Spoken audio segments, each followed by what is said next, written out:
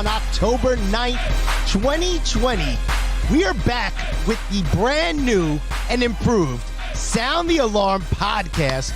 We got Big John. What up, Big John? What's up? What's up? We got this guy with a Met hat on the left. Yeah! Look how Let's happy go! he is. Why are you so I've been happy? sitting here. I've been sitting in the same chair since August waiting to go live. He's rock. so happy. Look at the sticker on his hat. I've I like never the seen sticker one on so there. happy. You know how you know you're cool when you keep the MLB sticker underneath your I brim? was just saying that. That's how you know you're officially cool. And you know how, when else you're cool? You know how else you know you're cool? Is when you have the mic in front of your face when you're on the camera. Look at John. He's like, wait, is that me? Is that me? That's me? No, What am I that's John. supposed to do? You have to move it a little. Yeah, there you go. There you go. How's it over there where you are, John? Everything good over there? Yeah, it's pretty good, man. How you Nice, doing? man. How's the weather? Nice to see you as well. Everything's good over here as well. So let's rock and roll, baby. We are back at it.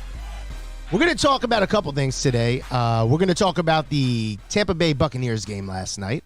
We're going to talk about the Heat game tonight, and we're going to talk about the New York Yankees game tonight. So, Lou, who did you claim? Yo. Who did you pick to win the NBA Finals? I'm curious. The Heat.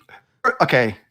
I realized one thing. I realized one thing. The Heat were built to win the East, not to win the championship. And they stormed through the East.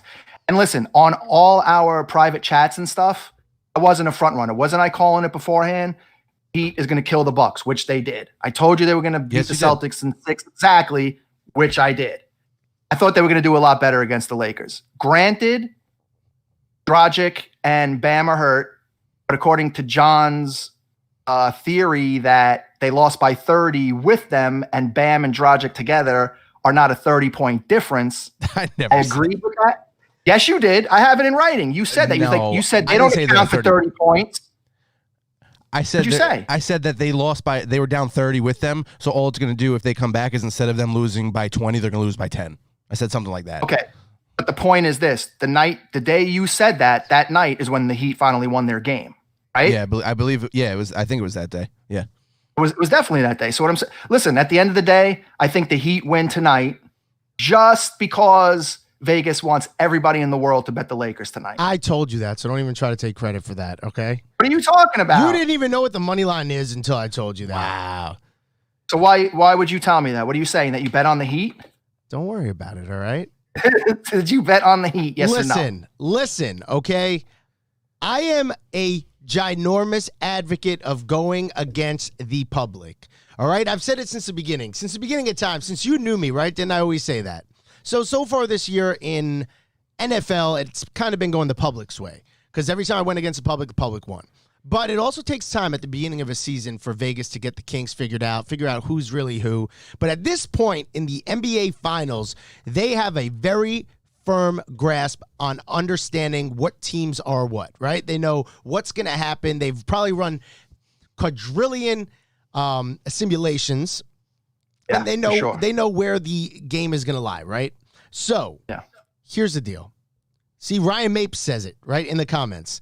You think the Lakers are going to lose with the Black Mamba jerseys on? So here's where I'm That's starting. right. The media, here comes the media. You're going to see this everywhere. The Mamba jerseys. They're 4-0 with the Mamba jerseys. Kobe Bryant's death. It's all going to come together. They're going to mash the Heat who have been treacherous this series, right? So now, after hearing all this, and I was like, hey, Lou, what do you think the money line is? What did you tell me the money line was when I asked you? I figured it was at minimum at 600. Right? Minimum. Minimum 600. Yeah, it's at 330. So you know what that is? That's Vegas saying, please take the Lakers tonight. Please take the Lakers. We're trying to make this look as sexy as possible without it getting too fishy. So how's minus 330 sound? Now, if you were going to take the Heat, for you to take the Heat, what do you think that the Heat spread would have to be, or the money line on the Heat, for it to be worth your time? Plus 450, 500-ish. Yeah, at like plus 380, I would be like, all right, you know what? I'll take a chance, especially when the spread's 7. Okay, so they're trying to get you over.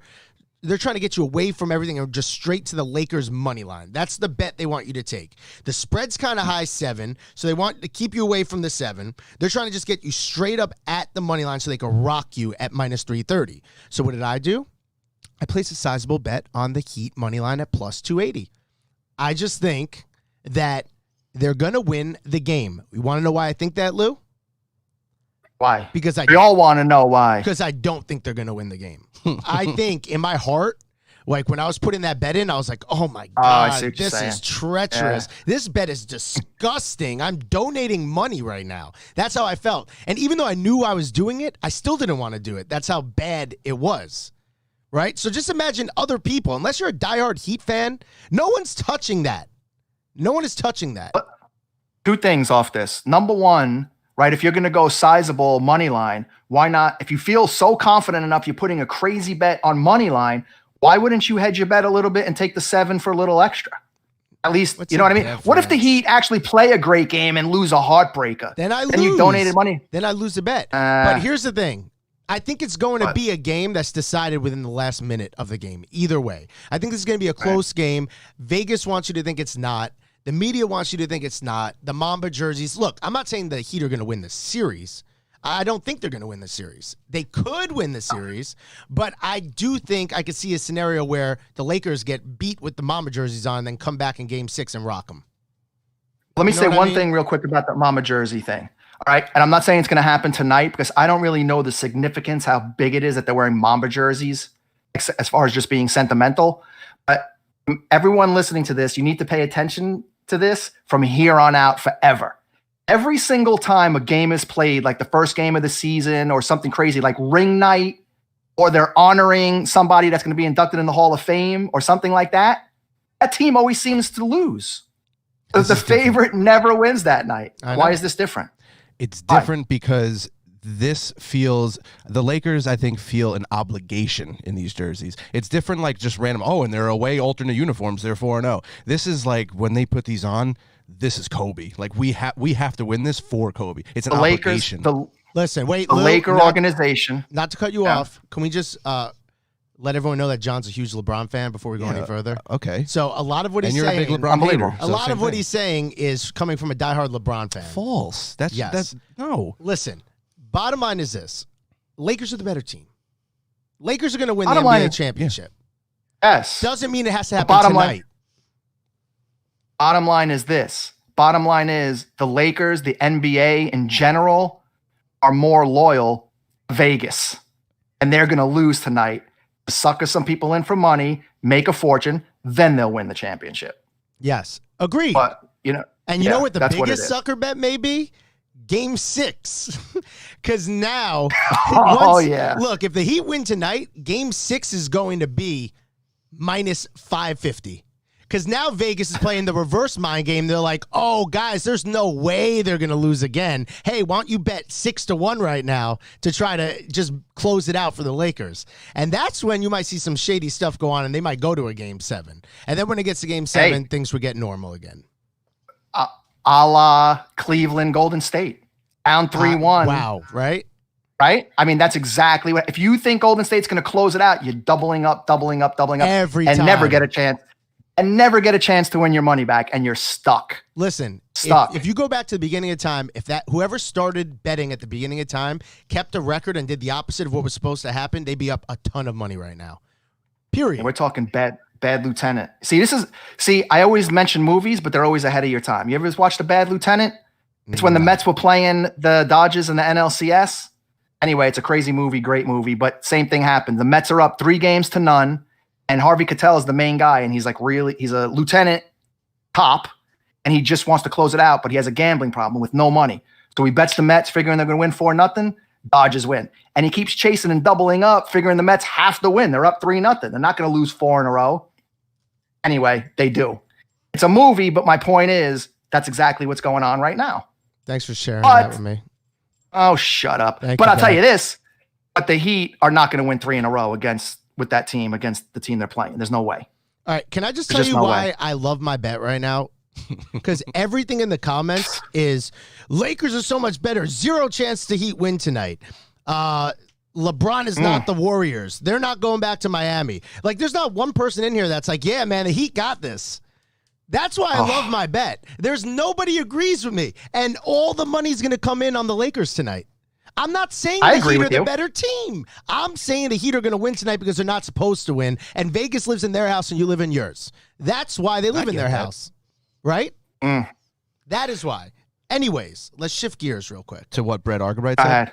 Let's go. Let's shift gears right now. What Brett Argerbright say? Tell me. What did he say? I can't see that comments. Lou still has the garbage hat on. All right. So, anyways, I don't here even we want to go. talk about Check the damn this Mets. out. We're gonna move. We're gonna shift over to last night's Thursday night football game. All right. I have to say, I saw my Tom Brady portfolio drop significantly before my eyes in the final play of the game. I have his auto rookie, and I literally watched it drop $3,000 in value in the final play of the game. It was sad to watch. Wow, really? You're jumping on that bandwagon? It's that He made a. Oh, come on. he made a what? That's not even a mistake. Like, I could see if he played it off and was like, no, I got it. I was throwing 4 fingers up stretching. Like, my man was serious at the refs, like, 4th down, bro. You're wrong. Yo, it's 4th. You guys are shot. Do you really think that though? I don't. What do you think really he was don't. doing? Honestly, I think it was like one of those things. I think he was embarrassed. Playing a I game? think he was embarrassed.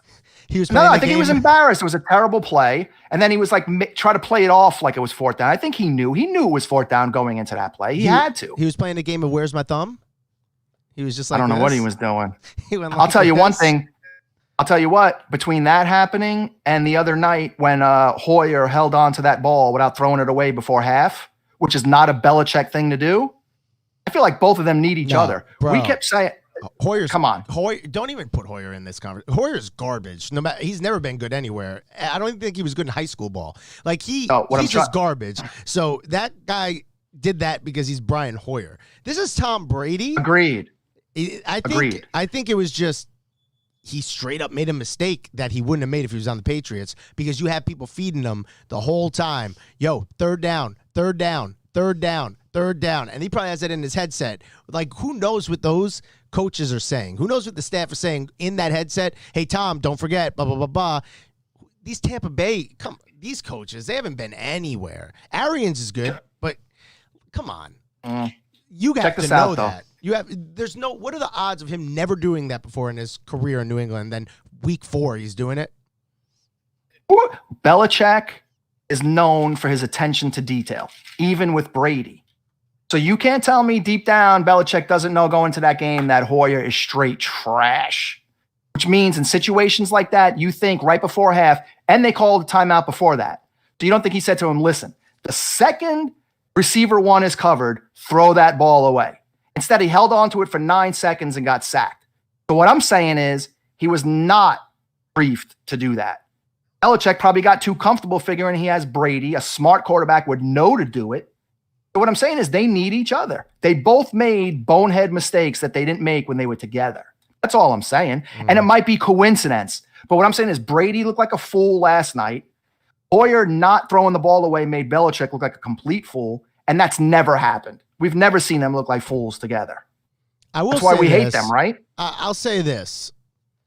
That's a good one, Ed Thauble. He said, LZ, thanks for Darno. You're welcome. Listen, this is what I'll say.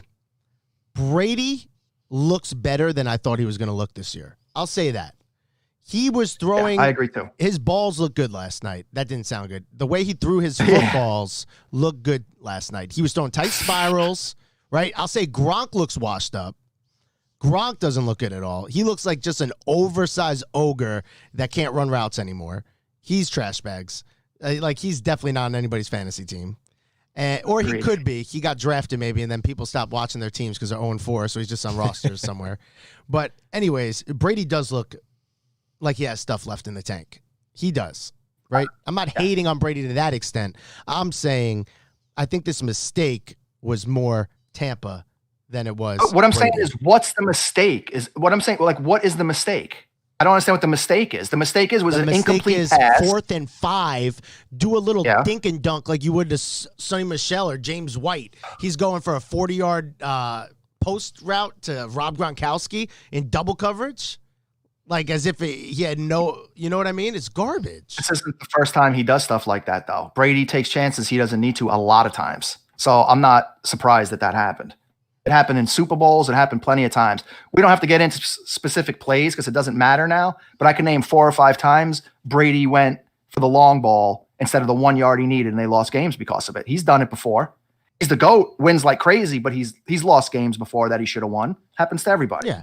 I don't know. It's just a little strange. All right, how about this? Let's just play devil's advocate for 1 second. Let's say, for instance, last night's game, everything happens exactly the way it does. It ends the way it does, but Brady just doesn't do the 4 thing. Let's say he just walks off the field knowing he lost. What? Water under the bridge, no big deal? Yes, I agree. Okay, so at the end of the day, the 4-finger thing made him look stupid. I mean, right? Is that what we're saying? I don't think the 4-finger thing made him look stupid. I think him thinking it was 4th down and choosing to throw to Gronkowski instead of dumping it or even running for a 1st down, that made him look stupid.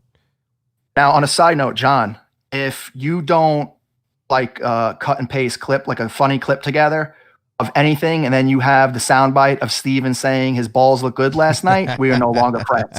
Like, that needs to be done ASAP, just so we know. Done. And you have it.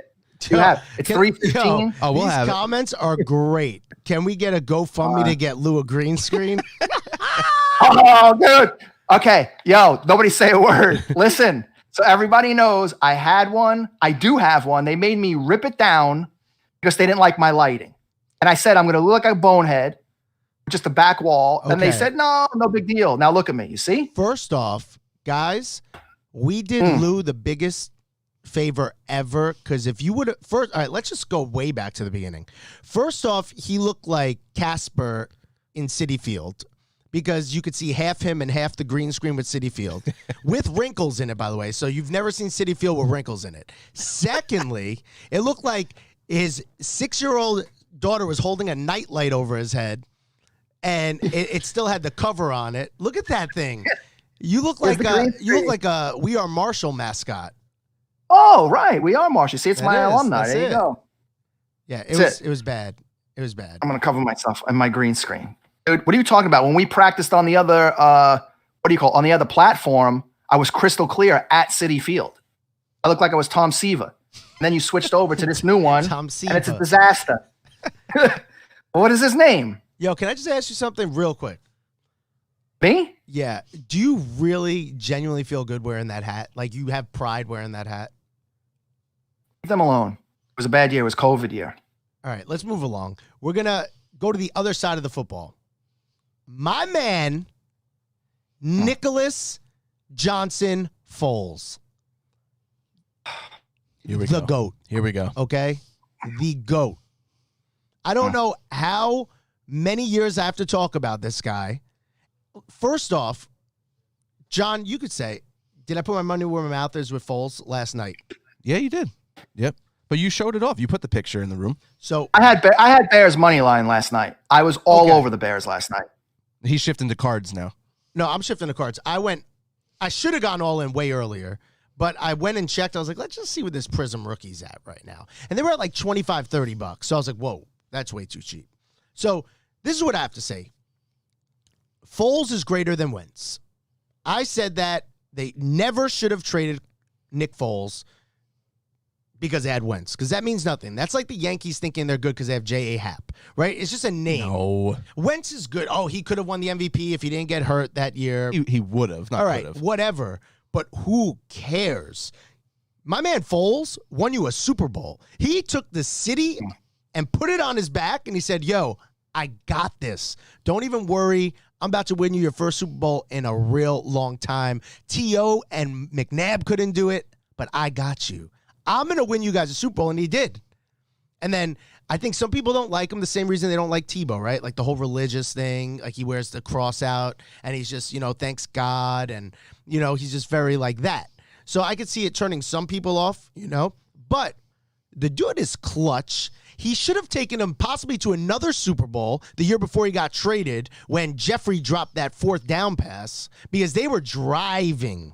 And where everyone in the stadium knew this is about to happen again. Foles is about to lead his team and come back, and they're about to move on. And then Jeffrey dropped it. Jeffrey's trash bags. He's bags. But my point is, then what do? Like, thank you, Nick. It was really nice. We're going to stick with Carson now moving forward. So we're going to trade you to Jacksonville or release you and wherever you go to Jacksonville. Why does he not get the respect of other? I mean, you have people like Brian Hoyer still in the league. Like, he's starting against the Chiefs in a primetime game. And nobody's even talking about Nick Foles. Like, he's just trash bags. Every time he comes in, he does something good. He just went down the field and he beat Brady. Like, what else does he have to do to prove himself to people? I'm confused. John, what do you think about Nick Foles? I think he is lumped into the Joe Flacco container. Guy who won big game, but is not the regular season Flacco stud. wasn't clutch. How could you say he's not clutch? He had one of the best playoff runs like ever. That was a run. Well, that's but clutch. Look at the year that Foles put up before the Super Bowl year. Remember that touchdown to interception ratio when he just went berserk? Yes. And everyone's like, yo, who is this guy? Yeah. The Rams should have never got rid of him. I'm not saying it's justified. He has that potential. I'm not saying it's justified. I'm saying I think that's how people view him. I think he's close to Flacco, where it's like, he had a good run. He won a Super Bowl, but he's kind of like middle of the road kind of guy. I guess. I just don't know why he doesn't get respect. Like, he wins. Name someplace he went where he didn't win. Like, even on his injury play last year where he was out for the rest of the year, basically, didn't he throw a touchdown pass to Allen Robinson or whoever it was? Wasn't that like the play? He got injured on a touchdown pass? Could I be wrong, John? Could we check this? Yeah. So, I feel like even when he's bad, he's good. What am I looking for? Injury. When he got hurt in week 1. When Foles got hurt? Yeah, week 1 injury. Was it on a touchdown pass? So that's my point being. Heath says he's not as good as Flacco, but I think he's better. It was while he was throwing a first quarter touchdown to DJ Chark. First down touchdown. So my man, even when he's out for the year, it's on a touchdown pass. Like, the dude is legit. I'm actually pretty impressed that you knew that. Thank you. I'm not gonna lie. He was my starting quarterback. Oh, okay, that's why. And then I had Jameis Winston behind him. Great. Ooh. It was a good combo. Actually, Jameis Winston wasn't bad for fantasy purposes because he threw a ton of picks, but they kept throwing all the time. So it wasn't that bad. Yeah, he's always been better fantasy than real life. Yeah. So anyways, though, that's my point. All right? So let's shift gears to the game tonight. John's probably the biggest Yankee fan in this podcast right now. John, if you weren't a Yankee fan, who wins tonight? Oh, man. If I wasn't a Yankee fan, even though he's never pitched on 3 days rest, I think you still have to give the nod to the best pitcher. I think that's just baseball, right? You got to go with the best pitcher. Yeah. I don't know how he's going to do on 3 days rest, but I'll take Cole. John, what do I always tell you? What do I always say about the pitching and the Yankees? You say that they should trade all of their hitters and get all stud pitchers, Cole, DeGrom, whatever it takes, get the aces because you'll win. They would, though. And what did I always say? I said pitching wins, right? Regardless. Yeah. Like, you look at all the teams, it's always the pitching teams that win. Correct. Right? Now, it just so happened that the Nationals had Soto, too, last year. So, like, obviously, if you have that combination, you're going to probably win World Series championship. Even though Houston was really good, their hitting didn't compete with, like, Soto literally took Washington, put him on the back, was like, yo, I got this as well. We're about to win. So, but with the Yankees, you need the best pitcher in baseball. You need one of the top 3 pitchers in baseball to have a shot of winning, right? I put a sizable bet on the New York Yankees money line tonight. Oh, no. I had to do it because this is the reason why. You go out and get Garrett Cole. You get him for one reason. You want this guy on the mound for this game. Yep. That's why you got him, right? You got Garrett Cole so you didn't have to say, yes, we're throwing out J.A. Happ here to decide the game. That's why you got Garrett Cole. So Garrett Cole's going to do what Garrett Cole does. It doesn't matter if he's on 3 days rest, 4 days rest, 5 days rest. Garrett Cole is a winner. He's proven he could pitch in big situations time and time again. And, name the last time he didn't pitch good. Time and time again? For the last 24 months, has Garrett Cole not proven he's an elite pitcher?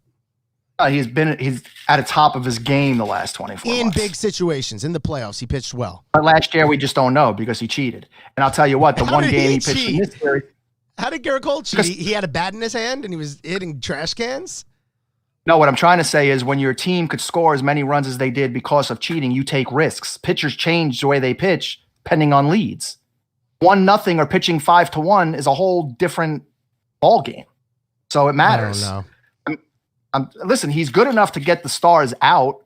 I'm just saying he's also phenomenal when he has a 5-1 lead versus a 1-0 lead. And also, he hasn't been unhittable this year. His ERA is really high compared to what you thought. He's given up the long ball, but that's why. He gave up the long ball last year too. But here's the thing. This is what I like to look at too. You look at this line, right? You know what the money line was on this game? No. Minus 160. Okay? So now, I'm looking at it from not being a Yankee fan. I'm stepping back, and I'm saying the average bettor is going to look at this game and be like, Tampa's the better team. Tyler Glasnow's stats look better than Cole's because I think Glasnow's stats were 7-1 or 4-1 or whatever, and he had a good ERA, and they were plus 140 something. So now somebody's sitting there saying there's no way Tampa Bay is going to lose 2 games straight right now. That's what people are thinking. Then they're also thinking Cole's on short rest, right? They're thinking Tampa has the better bullpen. They're thinking they shut the Yankees down, and they just had one big game yesterday with the bats.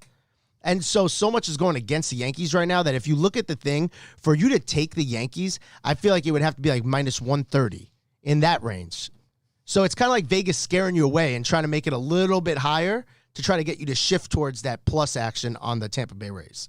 That's how I So Yankees a favorite tonight, minus 160? Yeah. Well, Cole's pitching, so it would be, right. But they're playing in Tampa, right? No, it's neutral. They're the home team, though, so yeah, they're last licks. Right. Well, where are they playing the game? San Diego. In Tampa. No, San Diego. San Diego? Yeah. Yeah, it's all bubble. I don't know. I know. When your team's out of it, you usually don't watch that much. I have no idea where honestly, I haven't. I care less. But man, that's my point. Like Glasnow's in a game like this, Glasnow you have to figure is just as good as Cole, right? No. I mean, Glasnow doesn't really get hit. He's on 2 days rest. He's not going more than a couple innings. Yeah, and then you have Snell. Snell's going to probably come in. Right. Yeah, everybody's coming in. Yes. Everybody. So that's why everyone's go ahead. Didn't Snell pitch game 1 against Cole? Snell. John? Yes, he did. That's the game the Yankees won, right? Yes. But Cole gave Stanton crushed it. Yeah, and Cole gave up a couple homers, though. Which I think is going to happen again tonight. Don't get me wrong. I just think that Cole's going to give him what you need from a star ace pitcher, which is he's not going to get hit a lot. What does he have to do? I think Garrett Cole, in order to get the win tonight, and we're going to replay this tomorrow, okay? In order to get the win tonight, Garrett Cole has to give them 5.2 innings, 2 runs, 5 hits, 1 walk, 9 strikeouts. They turn it over to the bullpen with that type of evening. Even if he's got the L going out of the game, I think they'll be able to muster together a win. That's what I really... So he has to strike out more than 50% of his outs, according to your line right there. No. So he has to be dominant. You said 5.2 innings. Yeah. That's 17 outs. 9 strikeouts is more than 50%. So he has to be on fire. No, 5.2. Isn't that... How many outs is that? That's 17 outs. Yeah, I guess. What do you mean you guess? It's math. It either is or it isn't. He does it all the time. That's what the guy is. Let me ask you this. Let me give you a sidebar. This is like just hypothetical, but I want to know what you would do. Okay. Would you rather be a Yankee in this situation or a Ray? And I'm leading to a point.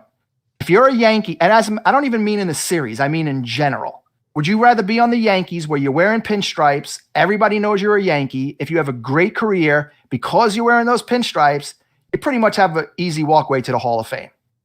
Or a team like the Rays who play as a team, a whole bunch of mediocre, above average guys that are all about team. They don't mind bunting the guy over. They don't mind not playing if they're not asked to, or come in the 9th if they're asked. It's just a team game. There's no superstars. I understand Snell might be, or this one, but they're really not. I don't know if there's any Hall of Famers on that team. Even the young guys. Rosarena's a Hall of Famer. But you see what I'm saying? Even the young guys, like what's his name? Lau, right? I think he's awesome. He's not going to be a Hall of Famer because he's on the Rays. I don't care how good he is. He's not going to be a Hall of Famer. The Rays are the superior team. Okay. So what I'm saying is, would you rather be on a winning team and forfeit? I don't want to say your career, but forfeit greatness. Let's say. and the accolades of being in the bright lights, or you trade it off and you're a Yankee, where you might win once or twice and make it, but like, you get my point or not? Do I understand? Am I explaining it right? Yeah, I think everyone in this chat and in the world would rather be a Yankee. It's a risk reward question. Yeah, like, would you rather be a Yankee? Yeah, the Yankees, man. That's like being a. You can't even. The Yankees. When's the last time they won a World Series? No, all the money they doesn't spend. matter though. That's like being like, yo, do you want to be the owner of a McDonald's? Do you want to own like Bobby's Crab Shack down the road? Like it's like you get a franchise. It's like there's nothing bigger. But then last sentence is every single time you see somebody getting interviewed or whatever, right? And they give you the same spiel. It's not about me. It's about team. MVPs don't matter. Post awards don't matter. I need a World Series. We need a World Series. So what I'm saying is a team like Tampa Bay probably has a better shot of winning numerous World Series than this Yankee team that's worth $500 million a year. Because they have one or two mega stars, and that's it. Listen, in a 7-game series, the Yankees would be in crazy trouble against the Rays. A 5-game series is helping the Yankees because Cole gets to pitch twice. Otherwise, everybody else sucks. That's why you go out and get Garrett Cole for this reason. I get it. That's why. That's why he's on the mound in this game, and they're turning the ball over to him because, hey, we went out and got arguably the best pitcher in baseball, and it's so we can pitch him in 2 games out of a 5-game series.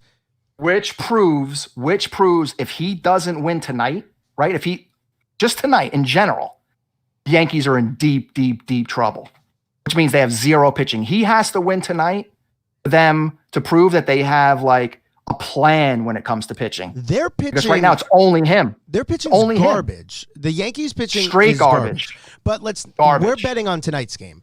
And also, as a Yankee fan for my whole life, or not even being a diehard Yankee fan because I stopped rooting for him after they got A-Rod, and then I liked him again when they got rid of him.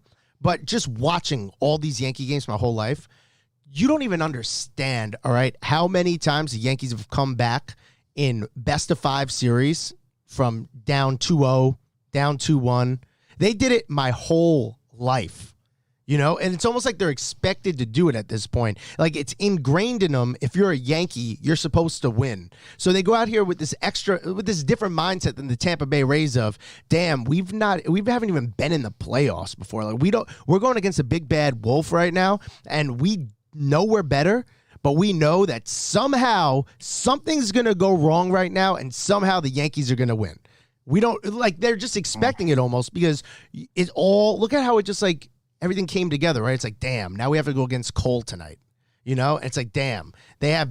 I don't think the Rays are afraid of Cole, man. Yeah, but I don't think the Rays are, I think the Rays. Why couldn't it be J.A. Happ on the mound tonight? You know what I mean? The way things set up, they had to go against Cole. It might be. No. Inning number 3, it might be. I mean, that was a treachery. Going back real quick, not to change the How about subject. this? Play manager. At what point, if things aren't going your way, do you yank Cole? I let him rock till the wheels fall off until like 5 earned runs because the series is over, the season's over. I would let him rock because honestly, their bullpen hasn't been lights out this year anyway. Like, what are you going to do? Even their closer. Yeah. Even Chapman, it's either he's lights out and you can't hit him that night or he's all over the place. Never in the middle. Look, I see Cole giving up runs tonight. I don't think he's going to be elite. I see him going shorter than 6 innings, if not 6 innings, because I just think if they even have a lead, even if they have like a 1-0, 2-0 lead, you have to start thinking now, all right, we have to save him now for the next round. We can't, burn him out, and it turns into CC for us for the next 5 years. Like, because you saw what happened after Milwaukee burned out CC in that postseason. He was done. He came back. He was throwing 91, just done. And then we got him for the rest. We paid for it.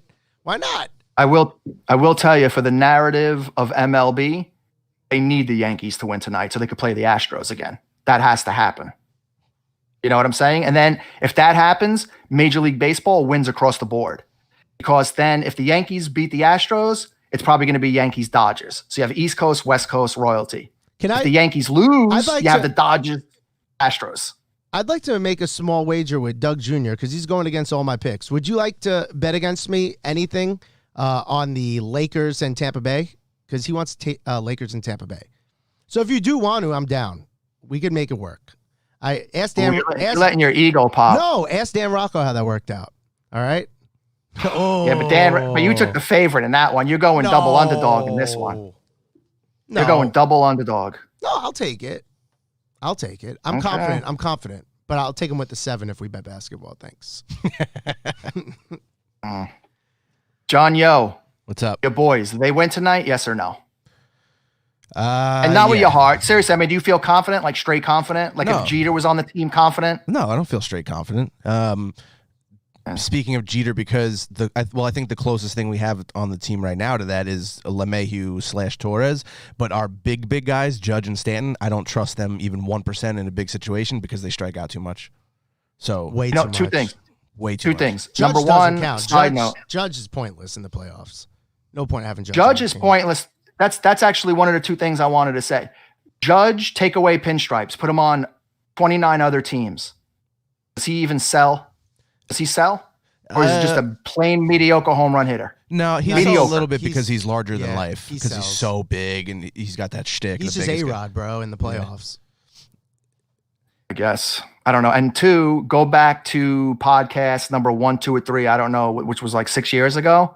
And who picked the Rays to win it all? This guy. Yeah. I told you in 162, when we were doing divisions, I said the Rays. What are you laughing at? You had the Mets winning. That's right. I did not, dude. Oh my! Okay. You were like, the Mets are better than the Braves.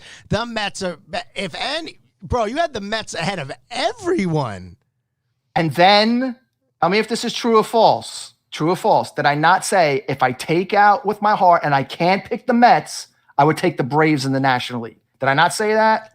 I don't And know then I where said my that- notebook is. I lost it, but I'm guaranteeing that I was right more than you were on this predictions. Oh, definitely. How Dude, about- I got hold 5 on, out of the hold 6 on. divisions. 5 I out of the 6 divisions. You guys were terrible. You had Bryce Harper Can I just winning say MVP something? and the Phillies winning everything. Okay. That was your bet. That was did your have bet. That was your future All right, bet. that was Phillies, my Phillies, bet. Phillies. But how are you gonna like Garbage. in 60 games? Like, stop.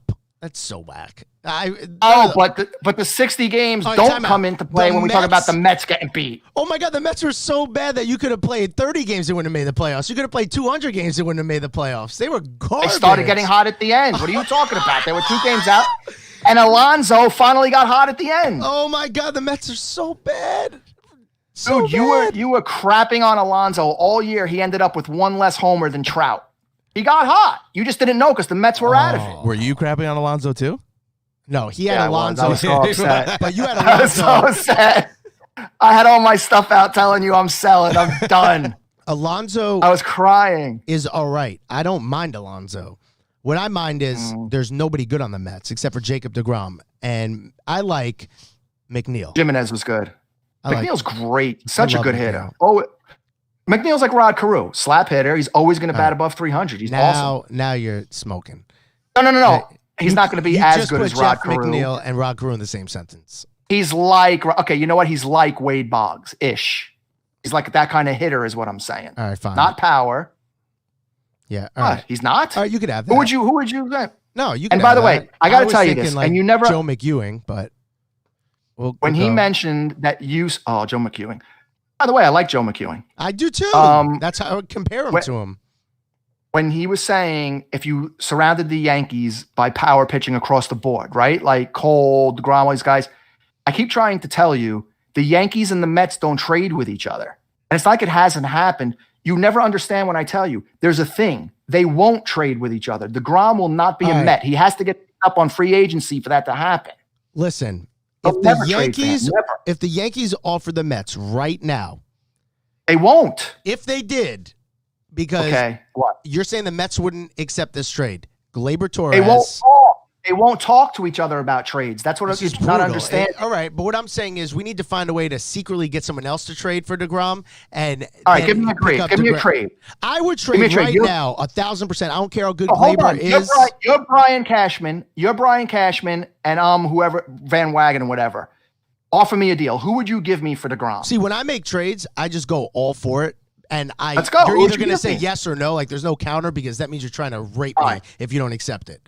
All right. Who would you give? I would give you Gleyber Torres, who arguably could be a superstar for the next 10 years. Okay? I would give you Aaron Judge. I would throw in Clint Frazier. And I would throw in one of Miguel Andujar Michael King, who's a decent pitcher down there. You can't touch Clark Schmidt. And I would throw in either one of those two guys and, I don't know, a bullpen arm. So you would give me stuff we do not need across the board. Oh, my God. You would get Frazier. You'd get, who did I say? All right, where does Frazier play? Where does he play? Outfield. Center field? Outfield. Anyway. Same position as Judge, right? Okay, well, you're not going to sit Conforto. That's for sure. You're not sitting Conforto out of any of those guys. Okay. Cespedes Rest is stinks. good. You need a center fielder. Cespedes is gone. Where is he anyway? Where did he go? Does anybody know? Whatever happened to him? Yo, where is he? That's the only time I've ever heard someone, they were just like, all right, fam, later. And no one knows. You He ever just see anything like bounced. that in your life? No. He bounced. I never saw anything. And by the way, He has packed his anybody stuff heard and from the left. guy? No. Where is he? Not a word. I never saw anything like that in my life. But I'm dead serious. I would trade the future for three. You forget. You said you would give up Dominguez. Yeah, I would give up Dominguez too. I don't even care about Dominguez. No, that's what I'm saying. I feel like you forgot about him. You said that before. I would give up Glaber, Judge, Dominguez, and Frazier. How's that? 4. Boom. You can have them all. Because you know what? You can Glaber plays piece second together. base, right? Yeah. Okay, well, you have McNeil there. No, he plays short. Well, he could play anywhere in the infield as well, Glaber Torres. Bro, if you don't accept know. that We do need trade, third then you're a typical Met fan. You're trying to cripple someone. No. What I'm trying to say is Mets need a third baseman, that's for sure. But they don't need a shortstop or a second baseman. If you're To give trading, up the Grom is what I'm saying. To give up the Grom, I wouldn't do it. if you're Just wouldn't trading do it. DeGrom, you're not trading for what you need right now. You're just trading for any You're trading young to get player you can ticket get. For, sales. yeah, you're not trading for what you need By now. the way, you throw in Judge. You think everybody doesn't know that Judge is injury prone? So you're trading me a guy that's going to play 60 games? No, but DeGrom? all you Met fans, the best part about this trade is we would get to watch every single Met fan have a 99 jersey on that says Judge and root for him that was talking trash for the last 5 years. Judge, baby! No, it is. We got him! Amazins! Gotta believe! That's what you Let's would just it would say- be all Met fans rooting on Judge. Let's just say that offer is even, which it isn't. But let's just say it is. You think the Mets are going to risk sending DeGrom to the Yankees and shining? Never going to happen. Never going to happen. He has to be a free agent for him to go there. Wow, and that's a couple of years away. You got Cohen now. Maybe things are different. I hope things are different. Listen, I'll tell you right now, if Cohen does the right thing, he's going to get Bauer and Lindor. And then the Mets are going to be fuego if that happens. Listen, They need both. bottom line is if you have Cole and DeGrom on the same team, that could be the best 1-2 punch. Since what? Not only would it be the best 1-2 punch in history, but let me tell you another thing. No, because you can't knock the Schilling Randy Johnson combo. That was disgusting. But It was would insane. be And like by the that. way- It would be like that where their hitters were Luis Gonzalez and Matt Williams, and they won a World Series with a trash closer. So if you have those two pitchers like that, you win World Series. That's the point. So if you have to I'll give get you rid of the credit. farm, get rid of the farm. Win those I World will Series give you now. credit. Just your analogy of Randy Johnson and Schilling is actually what came to my head when we're talking 1-2 punches, because that's probably the best 1-2 punch at the time. But I'll tell you this. How about this? Let's make believe. It doesn't matter which way they go. Cole comes to the Mets. DeGrom goes to the Yankees. Irrelevant. They're on the same team. Who's your number one? DeGrom. Oh, okay. Thank you. DeGrom's That's all I the wanted. best pitcher in All I baseball. wanted. By far. Yeah. By far. Fuck. Okay. I just wanted to. But that's But- my point is Are you laughing out? you He's not. the Diamondbacks will always be in the history books now, right? What did they do after that? Nothing. Garbage. Their team blew up. But who cares if you have a good team for the next 10 years if you don't win a World Series? If you're always almost there and then you can't get over the hump because you have J.A. Happ sneaking in as your surprise pitcher in game 2. Like, there's no point of having that team be good if you're not going to win the World Series. Because then looking back, our team was really good that year. Oh, did you win? No, we didn't. So why not just Yankees trade all the the 2000s. farm? I'd rather be garbage for 5 years, but win 3 World Series the years before that. Like, I'd rather do it. Because when you go back, it's like, yeah, we won in 2021, 22, 24. Who cares if we didn't win the next 5 years? If we lost in the World Series or finished in last place, it doesn't matter. So really, you rather be the Astros, who are losing 100-something games for years in a row, drafted properly, got a bunch of number 1 picks, won the World Series at least, instead of the Yankees, who were consistently winning 100 games but haven't won anything in 10 years. Or like the Braves in the 90s. But that's another good But example. that's not a good example, though, because there's nothing I could say to I don't understand how they only won one World Series with that staff. Like, I just don't get it. You need more than just the pitchers because there's actually a duo that came to mind that they didn't win anything and they were recent, and it's probably just as good as Cole DeGrom, maybe even better at the time. Who? Oh, Verlander, Scherzer on the Tigers. No, but they had no bullpen. That's what I mean. Kenny Rogers was their number 3. Like, that was no, disgusting. no. What he's saying, we're not talking about the rest or even winning games. We're talking about just ability of a 1-2 punch. Verlander and Scherzer, I like that. Yeah, but also Scherzer wasn't Scherzer at the time. Yes, he was. He had like a 5-something ERA. Oh, he won Cy Youngs with the Tigers, man. Go see He won Cy Youngs. Scherzer before he got traded. We'll see. And keep in mind, that was Verlander at MVP. Sure. He had like one good year with the Tigers. Cy Young, and that's when he got traded, right? He won the Cy Young, though, as a Tiger. I got to hear this. His first Cy Young was a Tiger. That was a good 1-2 punch, but then they were garbage. They're like Curtis Granderson. I'm pretty sure his Cy Young was as a Tiger, and it was dominant, like 21-3 or something. Let's know. Cy Young as a Tiger, correct. And what was the year before that Cy Young? What was his ERA? What was his record, though? His ERA was 3.7 the year before it. The Cy Young year was 2.9. The year after that, it was 3.1, and then that was his last year. So his last 3 years in Detroit, he was a 2.9 ERA, 3.15. I went one far back. 3.7, 2.9, 3.1. But John, how many wins? What was his record the year of that Cy Young year? Like, what was it? It was something crazy, wasn't it? He was 21-3.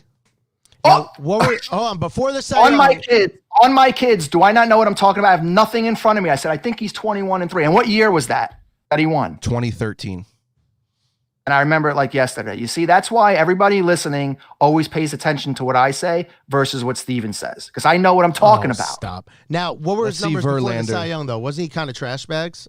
I said the year before he was 3.7 ERA. And what about before that? 4.4, 3.5. And then a 4. So that was his breakout year. Yeah, so he had a breakout year for the Cy Young. So he wasn't great before that. So like him and Verlander were together, and they had 2 great years on Detroit. Yeah. But who did Holiday, Lee, Hamels, and Oswalt win a championship with that pitching staff? No, they won. They won a World Series. When did they win the World Series? Oh, they did. Did they win the World Series the year Holiday pitched a no-hitter in the playoffs? That's what I'm trying to figure. Perfect game. Figure that out. Was it a perfect game? Because I don't think it was a perfect game. It was I think it was a perfect game. No, it wasn't the World Series though. It was the divisional round. Playoff game. But the thing is, right, but it was a perfect game. I think it was perfect. A lot of a lot of these things, right? So somebody's giving a mad bum Lincecum. Micah said that. Holiday, Lee, Hamels, Oswalt, right? So a lot of the things that people are saying, these are just pitchers that just so happen to be elite at that time, but there aren't 2 Hall of Famers that came out of those bunches, right? Even okay, I see what you're looking for. The thing that I don't understand is how Glavine, Maddox, Smoltz, 3 Hall of Fame pitchers, 3 of the best pitchers to ever step on a mound. It's not like they had garbage hitters either. How did they not put together a run of World Series? That's the only thing in sports, like that and the Yankees not winning the World Series in 2001 after 9/11. Those are like 2 of the things in sports that don't make any sense to me. Like things that just should have, like you have to figure they're good for 3 World Series with that pitching staff. They had good what hitters. just popped in my head? Check this out. This is going to give you like an idea mentally if the guy belongs or not in your heart. Because I would say, even though he made the Hall of Fame, and we all have to admit, Mike Mussina was like borderline Hall of Fame, right? Yeah. He's borderline. He got in, but he was borderline. Yeah, I'd never. So what I'm saying is, that's his favorite. No, but what I'm saying is this. Love Moose. Listen to me 1 second. Let me get to the point. My point is, if you think about it, then Yankees 1-2 punch had 2 should be a Hall of Famer because Clemens is one of the best ever. Guy's 7 Cy Youngs? I mean, he's the best. So you have Roger Clemens and Mussina. But if I told you they were a great 1-2 punch, you would think I'm crazy. You're like, what are you talking about? Mussina? Well, they never won a World Series with Mussina. Moose never won. Never won? No. What a beat. Well, anyway, you get my point. Though. He's a Hall of Famer, though. Back to back, they pitched together. I always said if 1-2. he's a Hall of Famer, Schilling's a Hall of Famer. Schilling has is a better. Hall of Famer. Yeah, he's got to be in if Musina's in. But it shows you how character counts because they don't want Schilling in because they don't like Schilling. Yeah, That's the thing. They don't like Clemens either. That's why Clemens isn't in. But Clemens isn't the same thing as Bonds. They both belong there. They're Hall of Famers. Well, I don't know. Clemens cheated and got better. Bonds was always great. So I don't know. But Bonds got I just better. think Clemens was so dominant. Clemens was so dominant. How do you keep him out? You can't. The Phillies won their World Series in 2008 over the Rays. Who was their pitching staff on that? I still want to know if Halladay was Cliff perfect. Lee on the team in 8? I feel like he was on the Indians. Who's that?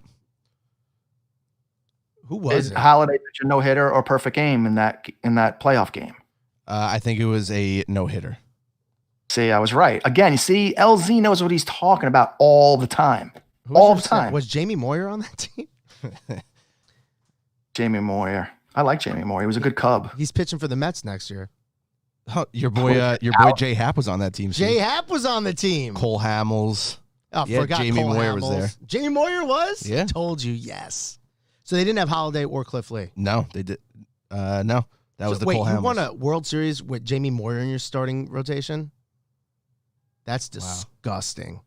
But they also had one of the best hitting teams ever with from top to bottom. Like Jimmy Rollins was the leadoff guy, and he could have batted cleanup. Utley and Howard. Yeah, Ryan Rollins Howard. was an MVP. Jimmy Rollins was MVP. Yeah, Ryan Howard won an MVP. Yeah. I swear the Phillies lead the league of guys winning MVPs and never being good ever again right after that.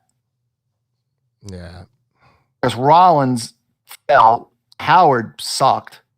Those 2 seasons was like they were unstoppable.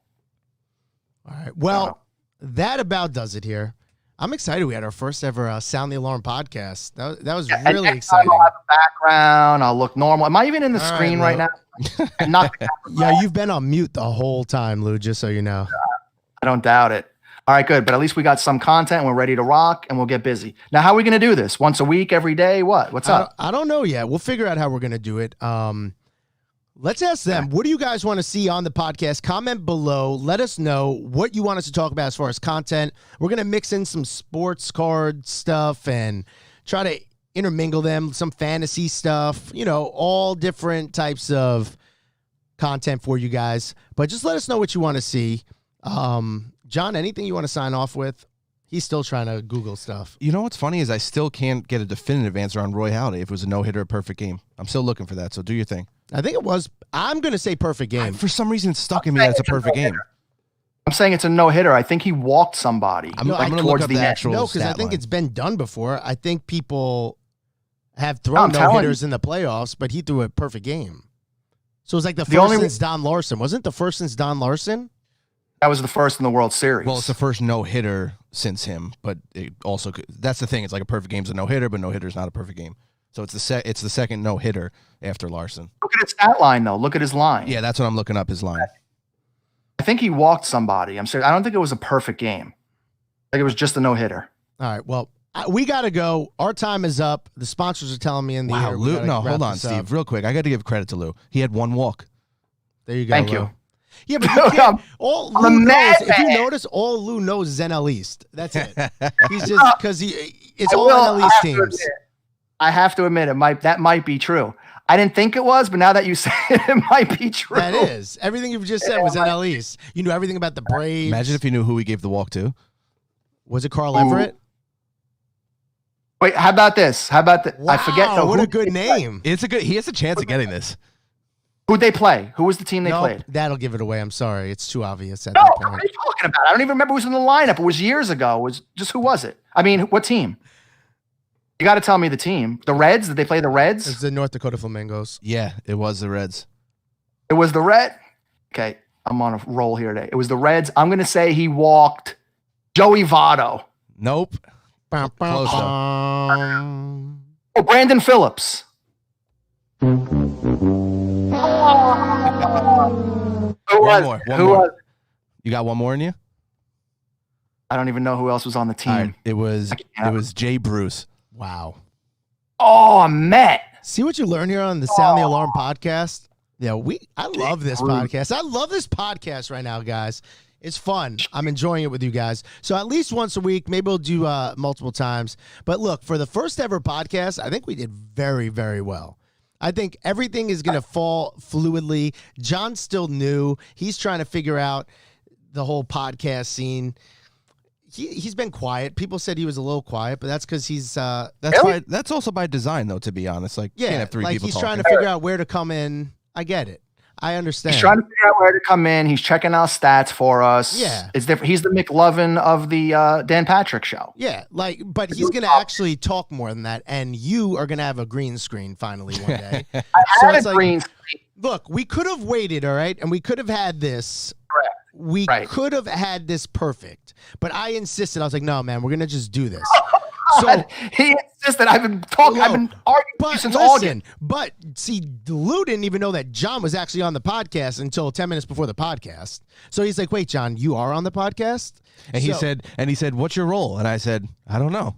Exactly. So like, this is how we do it. We wing it. Literally, they said, "What do you want to talk about?" I was like, "Look, this is what just happened last night." Like, we don't have somebody standing here with cue cards, Fred Duck. Correct. But we don't have anybody here with cue cards. Like, we're just here winging it. We're off the cuff, but it's like professional off the cuff. No, literally, like he's telling the truth. Like, guys, before we got on, Steve goes, "All right, we're going live in 3, 2," and I was like, "Hold on, what are we talking about?" And he goes, "I don't know. 1, go." Like, listen. First off, we went live at 3:00. At 2:00, what were we doing? Screaming, arguing, yelling, ripping things off my wall. And at 3:00, we were still live. Look, and here's the thing. You guys don't even know what's going on. Like, I can't hear myself talk. He can't hear himself. Like, we have all different configurations going on. It looks like a nice finished product, but if you looked what's going on, there's duct tape on things. Like, it's just bootleg. I can't see. Yeah, I can't see. Lou can't even see us. This is great. This is great. I'm totally straight the whole time. Because you have to re-up your Walmart Boost Mobile because your thing died on us while we were live. Brett Argabright said, "I'm Lou's backup for when he loses connection on his T-Mobile internet." I've lost connection sometimes? No way. No. Check this out, though. Listen, we have to admit one thing, if one thing only during this podcast. Seriously, all jokes aside, okay?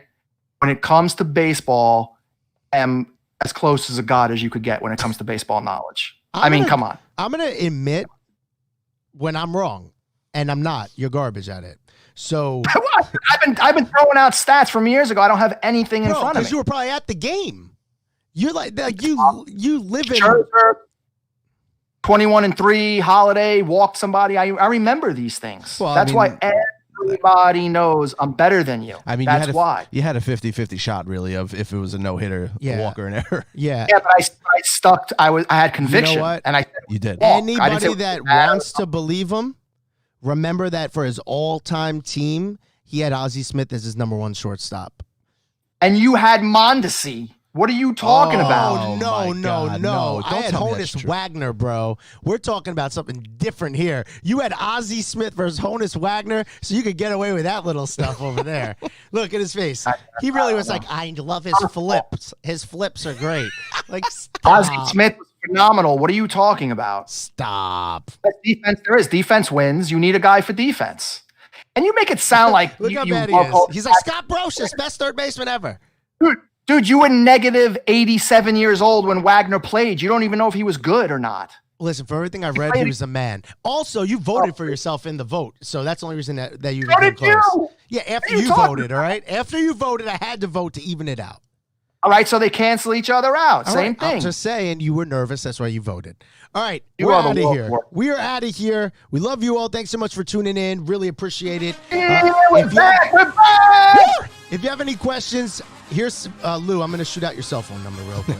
No, don't. No, but shoot me a PM or Lou or John. We'll try to answer your questions. And until the next break, Case, Box, Packer podcast, we're signing off saying, sayonara, bro, Tani's. Catch you on the flip side. Make it a filthy one.